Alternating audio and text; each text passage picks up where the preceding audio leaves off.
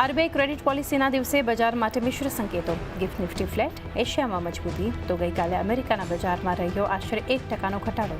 ત્યાં જ એફઆઈએસની કેશ અને વાયદા બંનેમાં વેચવાલી.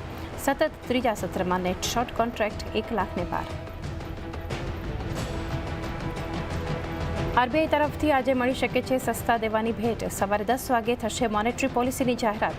સતત ત્રીજી વાર રેપો રેટમાં 25 બેસિસ પોઈન્ટ્સના કાપની આશા.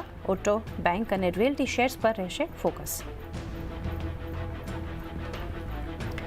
બજાજ ફિનસર્વમાં આજે થઈ શકે છે આશરે 5,800 કરોડની બ્લોક ડીલ. 3% ડિસ્કાઉન્ટ પર 1,880 રૂપિયા છે ફ્લોર પ્રાઇસ. પ્રોમોટર એન્ટિટીઝ વેચી શકે છે આશરે 2% હિસ્સો.